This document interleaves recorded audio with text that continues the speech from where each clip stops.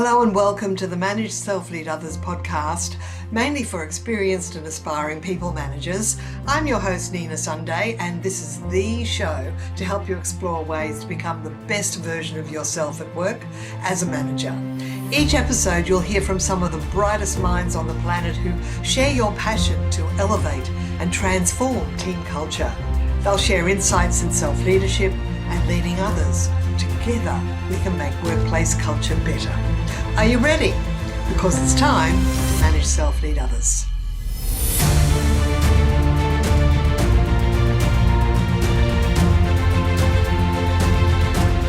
In a world where trust has become currency in the new economy, Ari Galper is the world's #1 authority on trust-based selling. Endless chasing can be a dehumanizing process, and Ari is on a mission to reinvent sales by anchoring values of integrity and trust through trust-based selling. In his book, Unlock the Sales Game, Ari describes why having a mindset focusing on getting to the truth instead of getting the sale is ironically 10 times more profitable. He's been featured in CEO magazine and Forbes. Welcome, Ari Galper. Well, thanks for tuning into the Manage Self-Lead Others podcast, and I'm your host, Nina Sunday, and today we have the brilliant and extraordinary Ari Galper, who I've worked with. He's taught me a lot about sales, and I'm still using many of your techniques, the ones that I learned, so that's fantastic. And so I understand that something has changed in the sales game, and that's what appealed to me about your whole system, is where potential clients in the past would just play games with you. And I remember you told a story about when you were managing a sales team and in a software company, and you made a call that changed your perspective. Can you tell our listeners about that, please, Ari? Sure. So as you know, I specialize in trust-based selling, which is how to speed up the sales process based on trust, not based on chasing people. A bit of the opposite direction. And the story behind this is 20 years ago, I was a sales manager in a software company, and we launched the first online website data collection tools. Now it's called Google Analytics. It's a free tool. People know about that. But we sold it years ago, and I was managing 18 people underneath at the time. And I got the leads that came across my desk for big opportunities. And one lead came across my desk. I called and contact back.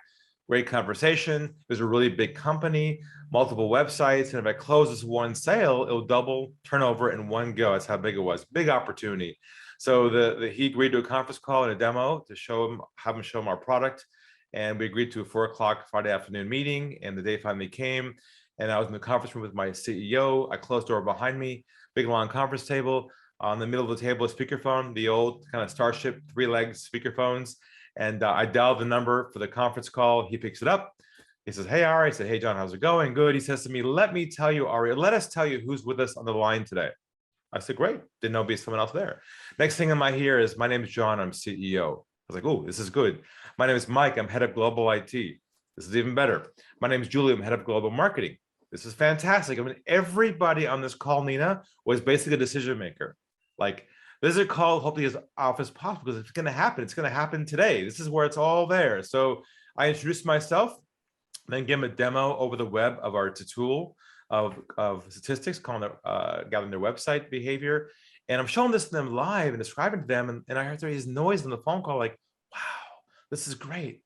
This is amazing. It's fantastic. We love this." They started asking me all kinds of questions. How does it work? How do we install it? And of course, I had all the right kind of answers. I was competent. I was friendly. I wasn't pushy. There was so much chemistry on this phone call, Nina. It was like a love fest on the phone.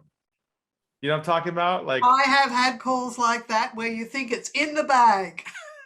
absolutely. I mean, there was no resistance. It was like question, answer, question, answer. And they were happy. I was happy. An hour goes by, and we say our goodbyes. And my contact says to me, "Ari, this is great. We love it. Look, give us a call a couple of weeks, follow up with us, and we'll move this thing forward." I said to myself, "Oh, thank you, God. What an amazing ending." And so I said my goodbyes. I took my arm and my hand, and I reached for the phone in the middle of the table. As I'm reaching for the off button on the speakerphone, by complete accident, I hit the mute button instead of the off button. They were right next to each other. Easy to happen. And a small click happened, and they thought I hung up the phone. In that small second, a voice inside of me says, "Ari, go to the dark side. Be a fly in the wall. Listen, you got nothing to lose. and I pulled my thumb back for a couple of moments, they started talking amongst themselves, thinking I had left the call. Now, what you probably expect to hear on a call like that, you probably expect to hear things like, hey, this is great. Let's discuss moving forward. This is a great. We got to have this guy. We need him. Exactly. That's what you expect after an hour of a love fest like that. But let me tell you right now what I heard word for word. I'll never forget it. It's why we're all here today. What I heard was this. I heard, we're not going to go with him. Keep using him for more information and make sure we shop someplace else cheaper. Knife and heart twist. I was in a state of shock. I finally hit the off button and I looked at the wall. I said to myself, what did I do wrong? I was friendly. I was competent. I was professional. I wasn't aggressive. And the first big epiphany hit me, and that was this. You can tell me if you're good at this or not. That somewhere along the way, it has become socially acceptable not to tell the truth to people who sell. Right? Oh, yes. Oh, yes. It's unbelievable, isn't it? It's okay to say things like, sounds good. Send me information. Oh, we're definitely interested. Wait, send me a proposal because we want to look at your offering, without having any intention of what? No intention of buying. And not only that, you're just one of the other two proposals they have to get in order to buy the one that they already know they want to get. Exactly. And then I asked myself this question. Why were they afraid just to tell me the truth of where I stood? I'd be happy with the truth. Why chase people who aren't going to buy anyways? And that's when I had the big epiphany. And that was this. I realized there isn't this flow of kind of pressure that flows underneath every step of your process with a prospect pre-sale. And every call you have with someone, and you can't see it and they can't see it, but it's there. And if you aren't aware of the pressure and you don't take the pressure out of the process, what will happen is they'll feel comfortable giving you drips and drabs, breadcrumbs to keep you interested in the hope you might pursue them. And that's when the game gets very dysfunctional, where you're chasing leads, they don't call you back, and prospects, the numbers game. And it comes dehumanizing to play the game like these people without getting the truth. So that's why I came up with my Unlock the Game approach 20 years ago, designed to build deep trust with people, to create what I call a window of vulnerability, where they feel comfortable opening up to you and telling you what they stand because they trust you over somebody else. And that's the whole pivot here, is how do you put trust back in your sales process so you're not playing the numbers game that everyone hates so much? And not only that, Ari, I look at some of the old emails that I used to send before I went through your process, and I shudder at how, yeah, it was pressure. It was like, and I'll be calling you soon, and I'll be looking, have you got the go ahead yet? It's like, what was that all about? Yeah, you'd be surprised. We'll share some today, some triggers, some languaging behaviors we still use unconsciously that cause the other people to push back on us. Yes, that's right. That's right. I actually always remember, I have this favorite closing question that I actually got from Stephen Schiffman. If you know that, he's a longtime salesperson. It makes sense to me too, for me, go ahead. What do you think? And I taught that to my salesperson, and we went to a one-on-one meeting at one of the big banks.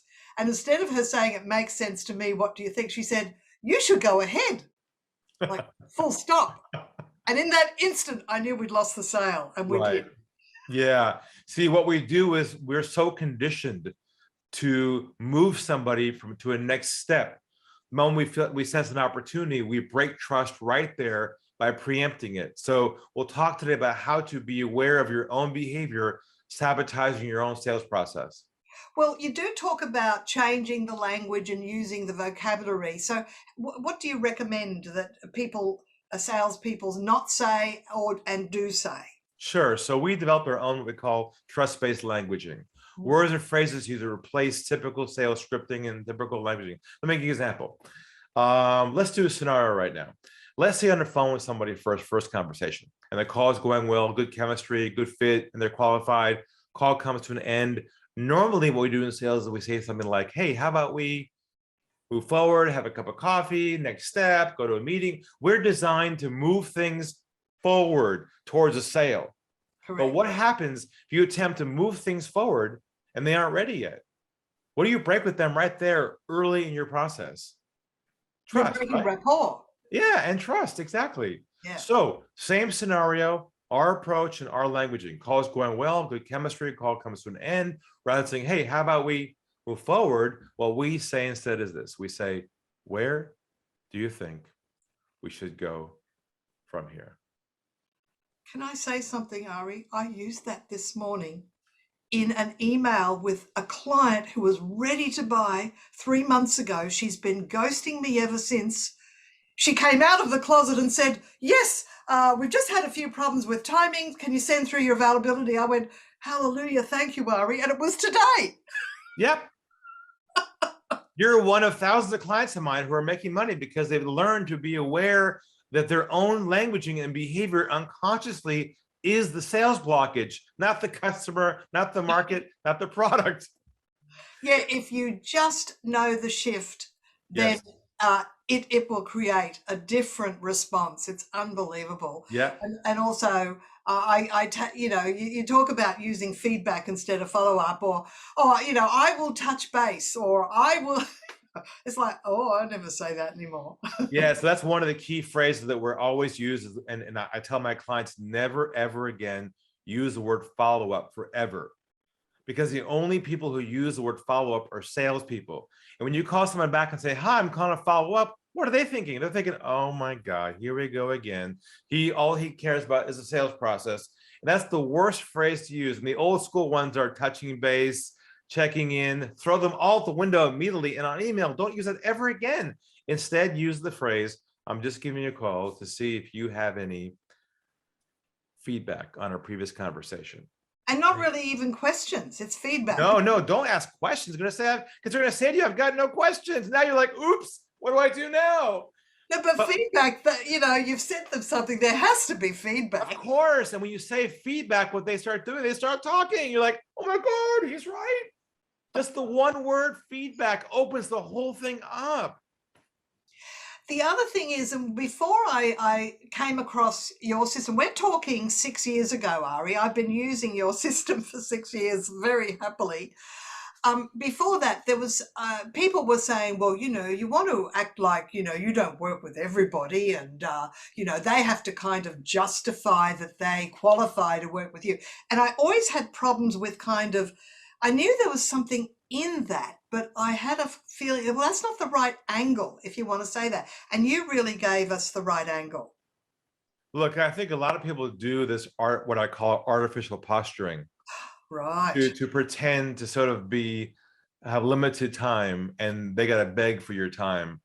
Look, if it's authentic, maybe, but the whole shift here is focusing on their problem. And if they have a problem, you're helping them unpack, and it's ROI, and there's an issue around it, and you ask this one question, and here it is, it's a new one for you, by the way. If you ask them this, you say, "Is this a priority for you to solve once and for all? Or are you happy to live with it for a while and not change it? I'm okay either way." Oh, I like that. That's the definitive question that immediately pivots them to onboarding with you as a new client. So I have come up with a new system now called the one call sale. And I'm writing a book on it coming out next year. Oh, tell us more. So but for the last 3 years, I've been in my laboratory working with private clients. I've figured out how to finally crack the code on long sales cycles, multiple steps, and follow-up. And what I figured out is that if you can build enough trust with somebody early in the process, you can condense your sales process to one conversation. Oh, that would be heaven. Because there's all these statistics floating around. Is like, once it used to take 8 touches to win a sale, now it's 11. It's like, No, you're sure that's the wrong direction. It's supposed to compress, not extend. Mm. If Now, you have a long sales cycle, multiple steps, you know what that's indication of? A lack of trust in the beginning of your process. yeah, true. They didn't trust you enough. That's why they're not telling you the truth. They're dragging you out. Now, a lot of the listeners of this podcast are people managers, not necessarily sales managers. But of course, many people managers have sales people. They might even have only one salesperson. What are some of the mistakes that, whether it be a sales manager or a people manager, make Sure. when overseeing and Sure. guiding a salesperson? Good question. There's three overarching traditional models and concepts that managers typically still have in the back of their mind we need to dislodge and take out. And that's the first. Here's the first one. It's a myth, I call them. The first myth is this: the sales is a numbers game. That's the concept that the more contacts they make, the more results they're going to get. You know, we discovered in our research that in this economy now, it's not about how many contacts you make anymore. It's about how deep you go on each conversation, not how many calls you make, which flips the whole model on management. Number two is the idea that the sales lost at the end of the process. We always think it's all lost at the end. What happened? You lost it. You know what we discovered? We discovered the sales not lost anymore at the end. It's lost at the beginning. And hello, I'll prove it to you right now for fun. If someone calls your office and you pick it up and you hear, "Hi, my name is, I'm with, we are a," what goes through your mind in about 3 seconds? They're trying to sell me something. It's over at hello. So if you're They managing, haven't even asked me a question about what my need is. The approach kills it at hello. I would not be surprised if people on this call right now, managing salespeople, actually or heard their calls and we're hearing that delivery and going, oh, cringing on the rejection. Oh yeah, you hear it all the time. In fact, once I had to work with a sales team, and they all they wanted was the email address so they could send information. But that's what they were saying. We're just ringing to get your email address. It's like, what? Then I sort of said, what you want to do is ask a question that'll grab their attention, which is, are you aware that you might be missing out on government grants to hire people, or whatever was the angle that they were after? And in which case, can we please have your email address so we can keep you up to date? Sure. It made absolute sense after asking that first question. But I get people all the time asking for this and that, and I don't even know whether I have a need. Wow. Yeah. There are so many salespeople out there right now burning hours and time and company resources by playing the numbers game and not knowing how to go deep in those calls with people. Yeah, is it about questions? Well, it's more than questions, more about having a mental shift in your model. Like, for instance, the way we describe it to our clients is it's got to be a patient-doctor relationship where you're the doctor and they're the patient. That's the way you have to view it. They got a problem, you got the solution. Now, when you meet with the doctor and you say, my shoulder hurts, he says, let me take a look over here. Oh, really? We need an x-ray on this right away. We need to really understand what the core of the problem is so we can figure out what to give to you as a solution. See, what we do in sales is the minute we qualify someone, we go, oh, yeah, we can help you with that. Let me show you a demo. We got a fantastic. See, we just jump in prematurely. We don't diagnose deep enough. We don't build enough trust with people. I'm working on a new bumper sticker right now. Yeah, and it's gonna be called "Doctors Don't Do Coffee." Oh, it's true. I'm going to drop a bomb here. Okay, everyone listening.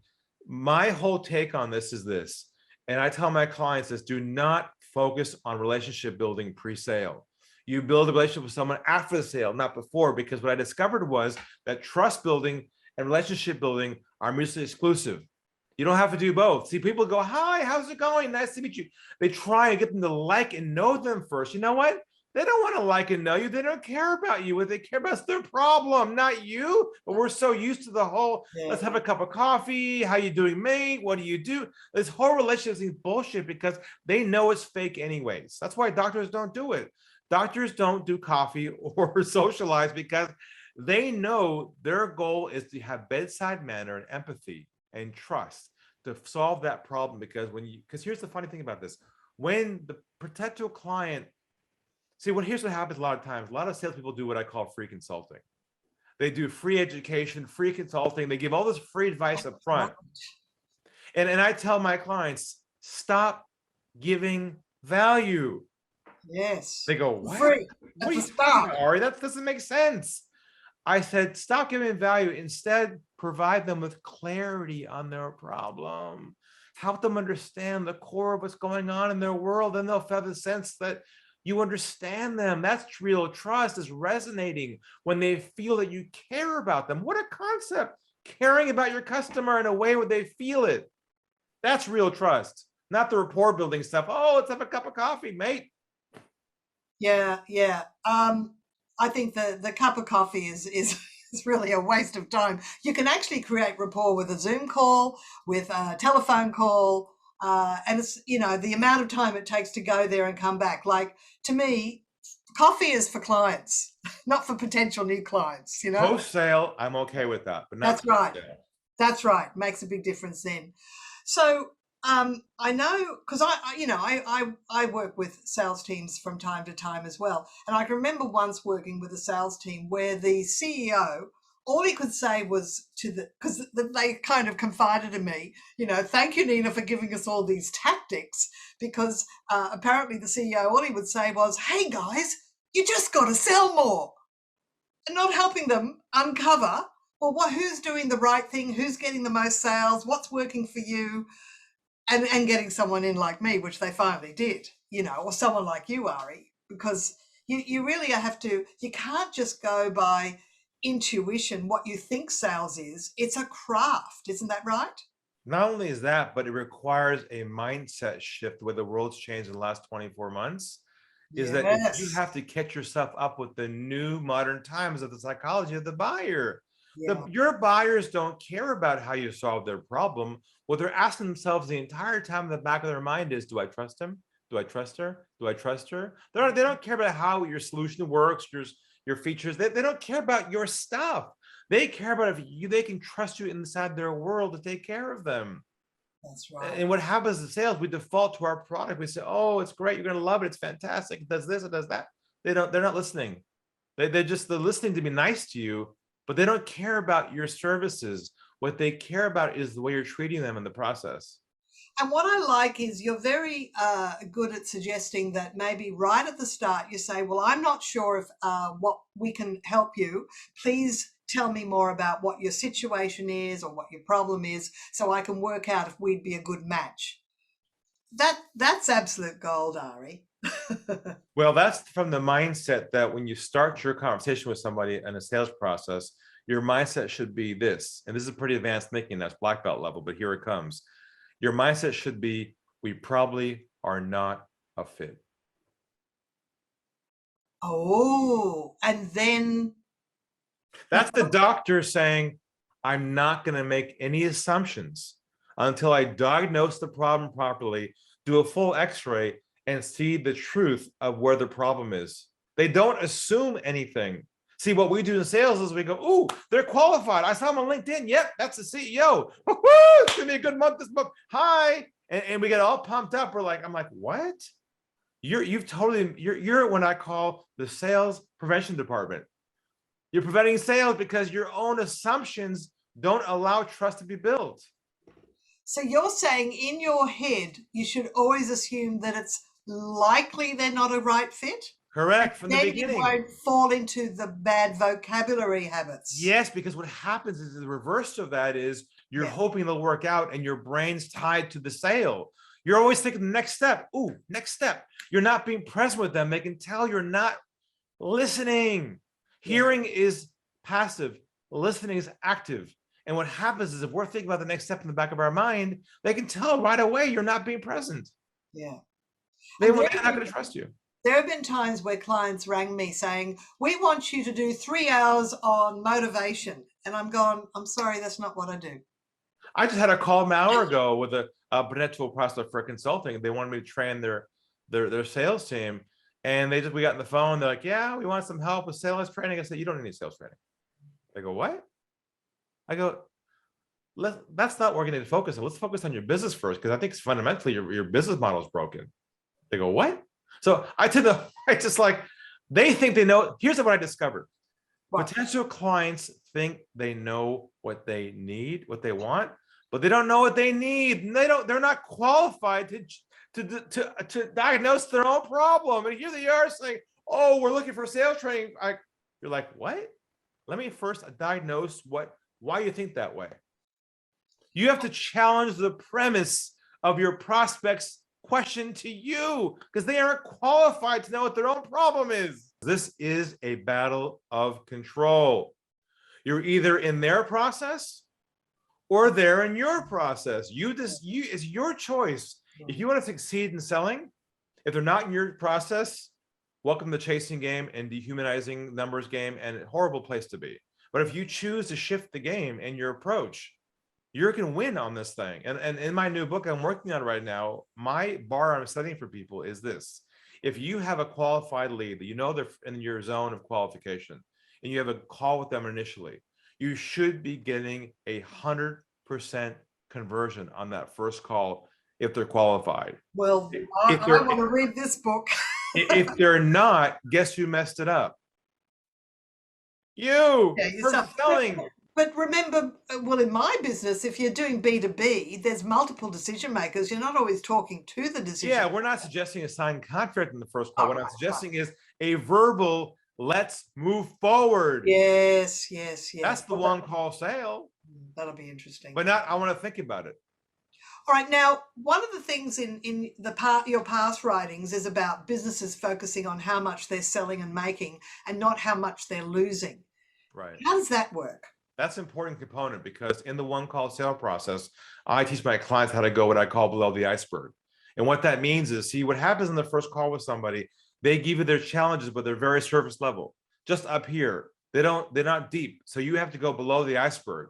So if somebody says to you, Nina, we're having challenges with our salespeople regarding their performance or their ability to convert sale, whatever it might be, you got to say this. You got to say, can you tell me a little bit more about that?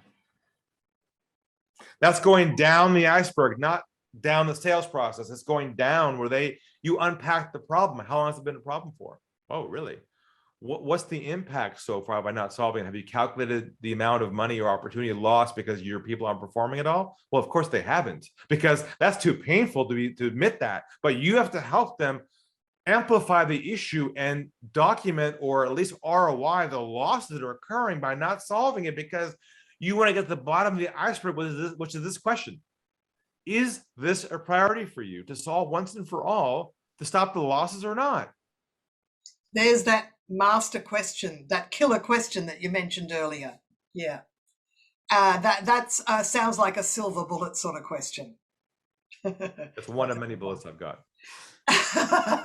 Well, I can't wait to see your new book when it comes out. And Ari, you live in Australia, and before COVID, you were working in both USA half the year and Australia half the year. So you still have a lot of global clients, don't you? Sure do. Now, obviously, it's all virtual. I'm based in Sydney, been here for 20 years, got 3 kids, but I do all my work virtual, international, all over the world. A lot of companies in Australia as well here. So yeah, I'm available for very few people who are open-minded, because it's hard to find companies that have an open-mindedness, because most companies are wedded to their traditional model and aren't as innovative in their sales process because they're too afraid to change.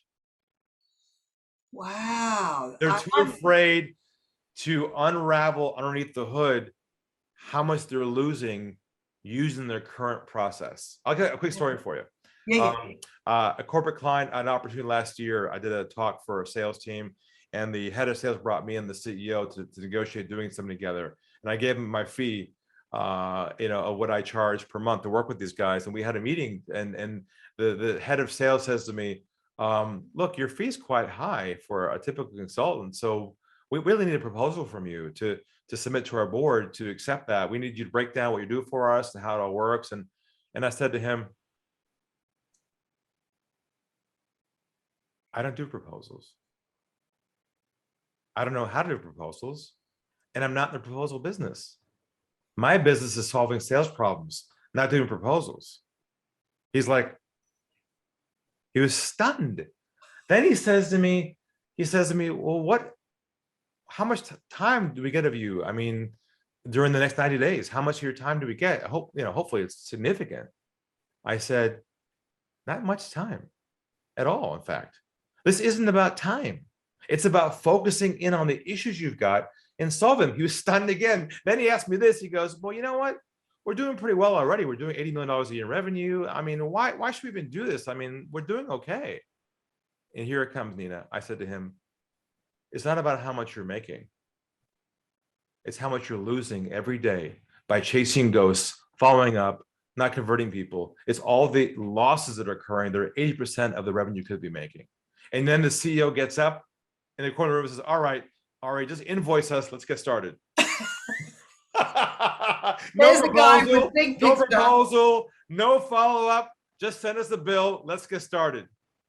You know, every now and again, I'll even do an ROI calculation based on a formula. And, you know, sometimes if after the training, each person's made one extra sale at the average sales price, you know, sometimes it can work out to like $96,000 for the year, you know, $500,000 over 5 years. And you go, and you're balking at whatever figure we're talking about. You know, it's like 25 times the potential return on investment, and probably more so because of morale and, you know, better energy in the office, you know, all sorts of other secondary gains. Yeah. Well, Ari, look, I could talk with you all day, and if enough people say, tell us, get that Ari back, we will. We'll have a second interview. So that's for anybody listening. If you really like hearing what Ari Galper has to say, just drop me a line. It's in the show notes, and we'll invite him back in a few months' time. So thank you so much for your time today, Ari. It's pleasure. It is illuminating speaking with you, and a true joy. Thank you. Anytime, Nina. Thank you. Today we've been speaking with the expert on trust-based selling, Ari Galper, on the Manage Self Lead Others podcast. To get in contact with Ari and to access his complimentary introductory program, go to unlockthegame.com/Manage Self Lead Others, and the link will be in the show notes. Remember to subscribe and listen to Manage Self Lead Others wherever you get your podcasts. Ciao for now.